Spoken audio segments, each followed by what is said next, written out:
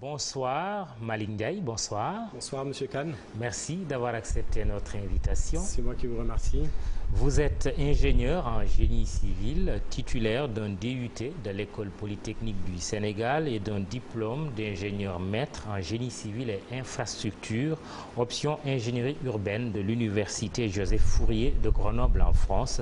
Vous avez travaillé dans de grandes entreprises au Sénégal et en France, Bouygues Immobilier, Priams, AGETIP, Cypress SA, Telium Properties. Votre expertise et votre expérience ont donné naissance à ce livre, Des solutions pour un habitat durable, moderne et confortable au Sénégal, préfacé par l'ancien Premier ministre Souleymane Ndéné Ndiaye.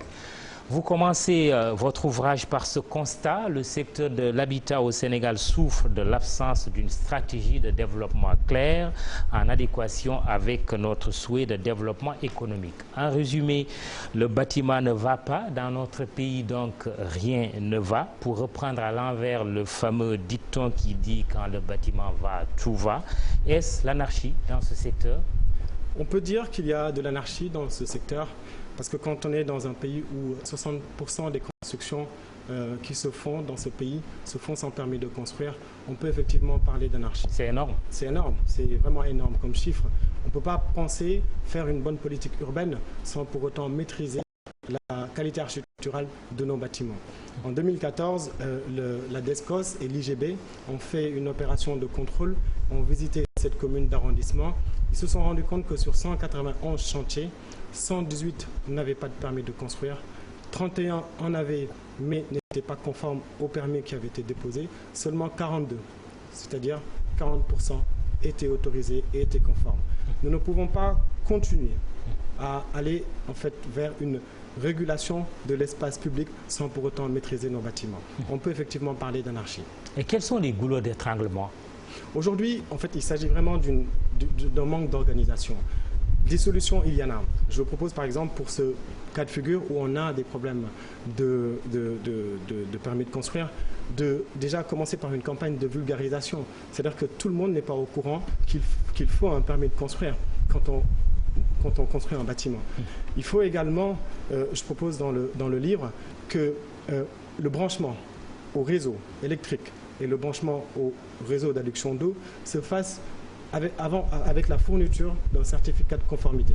C'est-à-dire qu'en fait, en réalité, l'État qui alimente en réseau électrique et en eau potable ces bâtiments jugés illégaux est responsable en partie du phénomène qui actuellement se produit dans la capitale sénégalaise. Et le revers, c'est des effondrements d'immeubles, c'est des incendies. Exactement. Vous en parlez aussi. Exactement. Oui. On a eu 225 effondrements d'immeubles en 2015. On a en 2013 2036 incendies qui ont été répertoriés à l'intérieur du Sénégal. En 2011, c'était 1500. En 2012, c'était 1800 incendies. 50% de ces incendies sont d'origine électrique, due à une mauvaise installation électrique et donc à l'absence de normes totales. On ne peut pas continuer dans cette démarche-là. Le secteur du bâtiment a besoin d'être régulé, donc d'où la nécessité de mieux intégrer un bureau de contrôle pour toute opération de construction. Aujourd'hui, elle n'est obligatoire que pour les bâtiments avec un rez-de-chaussée sur 3 niveaux. Moi, je propose que ce soit pour tout type de bâtiment et que ce soit la règle. Est-ce qu'on peut parler de faillite ou de défaillance de sociétés immobilières d'État comme les HLM, comme la SICAP, qui existent, il faut le reconnaître, aux côtés de nombreuses autres sociétés privées immobilières? Alors, on va plutôt dire que c'est des sociétés qui ont été laissées pour compte. En fait, en réalité, il n'y a pas eu vraiment une vraie politique du logement au Sénégal. Le logement social... Pourtant, au début, ce n'était pas ça. Au début, les HLM, la SICAP, on voit quand même des quartiers qui sont très bien assainis, très bien tracés. Exactement. L'anarchie est venue après. L'anarchie est arrivée après, mais je pense que c'est un manque d'anticipation des autorités sur la population sénégalaise. En 25 ans, on est passé de 7 millions d'habitants à 13 millions d'habitants actuellement.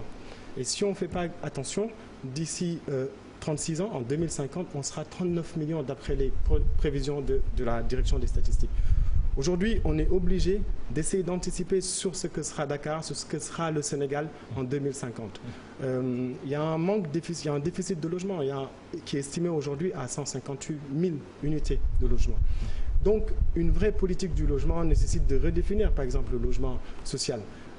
Aujourd'hui, le promoteur immobilier qui veut se lancer dans du logement social se retrouve avec des coûts du foncier extrêmement élevés.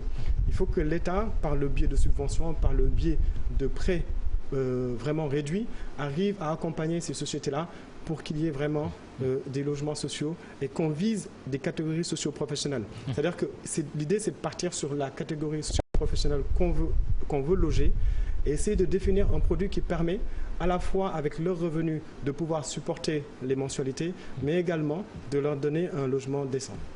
Très bien. Alors, vous mettez le doigt sur l'arnaque immobilière aussi, avec un chiffre de plus ou de près de 7000 clients victimes d'escroquerie de la part de sociétés que vous citez d'ailleurs nommément dans votre livre. À quoi est dû ce problème? Par une méconnaissance carrément des lois, des textes et lois qui existent dans ce pays. Vous savez, en fait, la vente de logements est réglementée, ce qu'on appelle la vente en état futur d'achèvement. Et chaque promoteur immobilier est obligé de fournir une garantie qui peuvent être de deux formes, soit une garantie extrinsèque ou une garantie intrinsèque.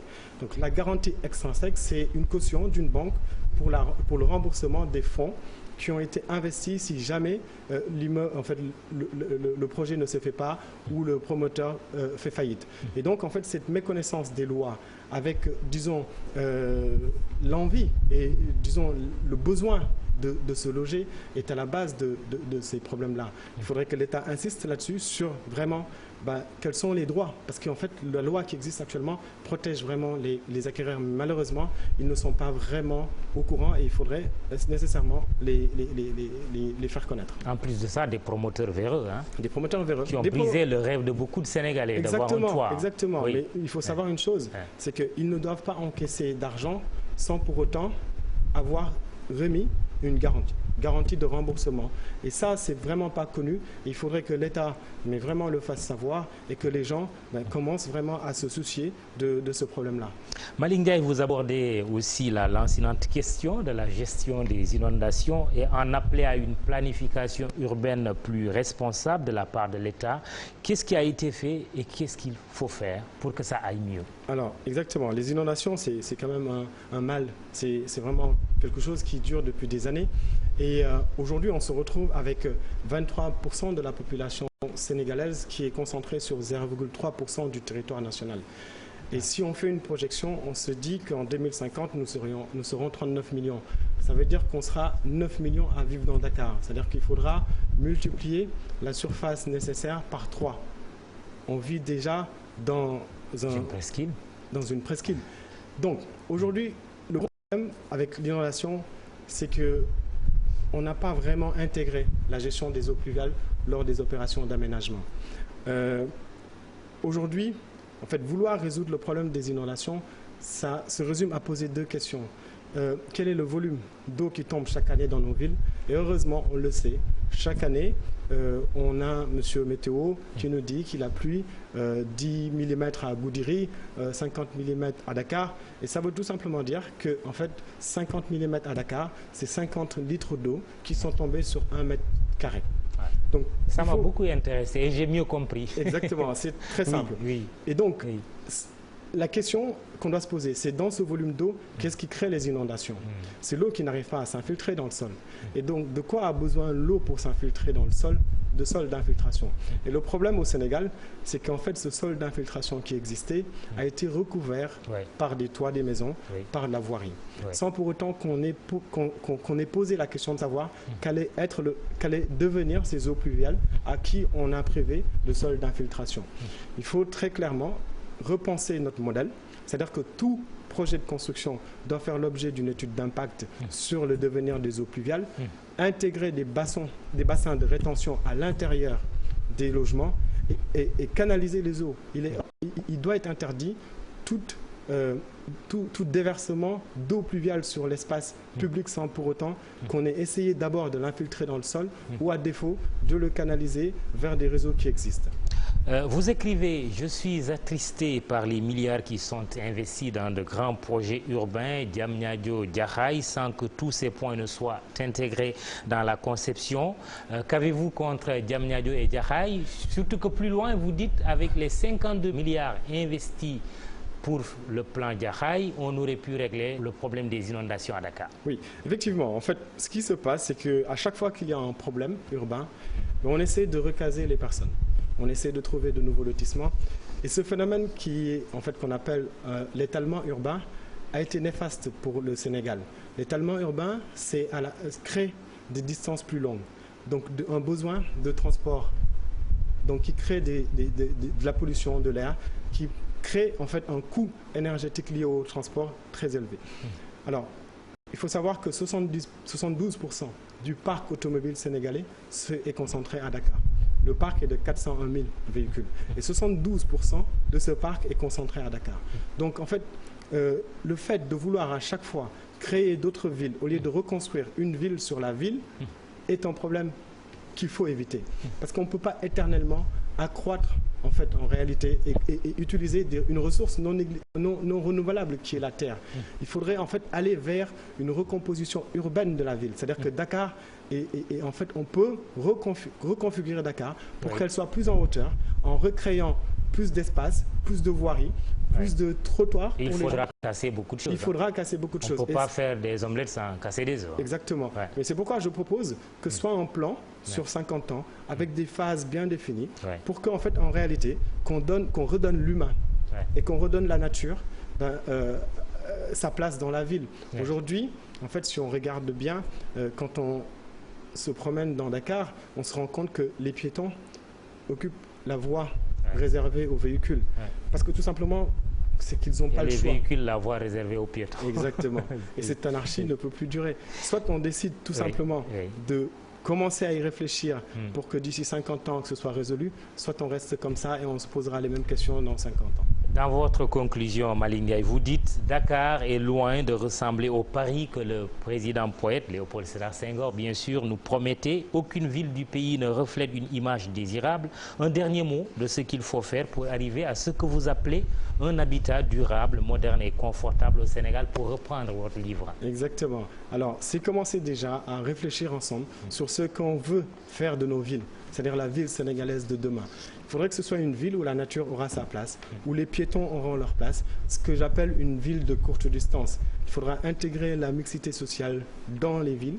Il faudrait que les gens moins nantis puissent habiter également aux Almadies. Il faudrait également qu'on ait une certaine mixité fonctionnelle, qu'il y ait des bureaux, qu'il y ait des commerces, qu'il y ait des places de parking. Et en fait, cette ville sénégalaise de demain devra avoir des rues piétonnes.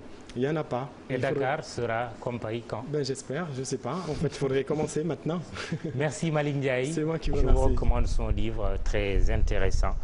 C'était donc notre invité du 20h, Malick Ndiaye, auteur du livre sur l'habitat social au Sénégal. Excellent week-end, excellente soirée.